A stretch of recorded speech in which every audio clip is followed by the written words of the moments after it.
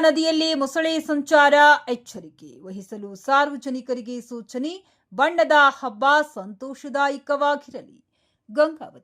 ಗಂಗಾವತಿ ಸಮೀಪದ ತುಂಗಭದ್ರಾ ನದಿಯ ಎಡದಂಡೆ ಭಾಗದಲ್ಲಿ ಮೊಸಳೆಯೊಂದು ಕಾಣಿಸಿಕೊಂಡಿರುವ ಹಿನ್ನೆಲೆಯಲ್ಲಿ ಸಾರ್ವಜನಿಕರು ಜಾಗರೂಕರಾಗಿರಬೇಕೆಂದು ಪರಿಸರ ಸೇವಾ ಟ್ರಸ್ಟ್ ಮನವಿ ಮಾಡಿದೆ.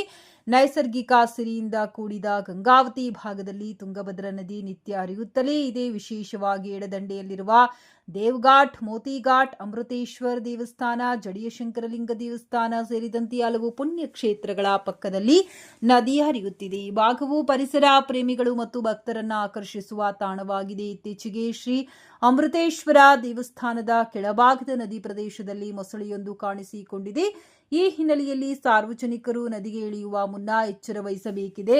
ಬಣ್ಣದ ಹಬ್ಬದ ನಂತರ ಸ್ನಾನಕ್ಕೆಂದು ನದಿಗೆ ಇಳಿಯುವ ಯುವಕರು ಮತ್ತು ಸಾರ್ವಜನಿಕರು ಕೂಡಲೇ ಜಾಗೃತರಾಗಿರಬೇಕೆಂದು ಪರಿಸರ ಸೇವಾ ಟ್ರಸ್ಟ್ನ ಅಧ್ಯಕ್ಷ ಮಂಜುನಾಥ್ ಗುಡ್ಲಾನೂರ್ ತಿಳಿಸಿದ್ದಾರೆ. ತುಂಗಭದ್ರಾ ನದಿ ವಿವಿಧ ಪ್ರಾಣಿ, ಪಕ್ಷಿ ಮತ್ತು ಜಲಚರಗಳ ತವರಾಗಿದ್ದು ನೀರು ನಾಯಿಗಳ ಸುರಕ್ಷಿತ ಪ್ರದೇಶ ಕೂಡ ಆಗಿದೆ. ಈ ಹಿನ್ನೆಲೆಯಲ್ಲಿ ಮೊಸಳೆಗಳಿಗಂತ ಜಲಚರಗಳು ಇಲ್ಲಿ ಇರುವುದು ಸಹಜ.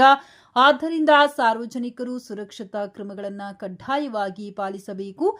ಅಪಾಯವನ್ನ ಮನಗಂಡು ನದಿಯ ಆಳ ಪ್ರದೇಶಗಳಿಗೆ ಇಳಿಯದೆ ತೀರಾ ಪ್ರದೇಶದಲ್ಲಿ ಸ್ನಾನ ಮುಗಿಸಿ ಮರಳಬೇಕೆಂದು ಟ್ರಸ್ಟ್ ತಿಳಿಸಿದೆ.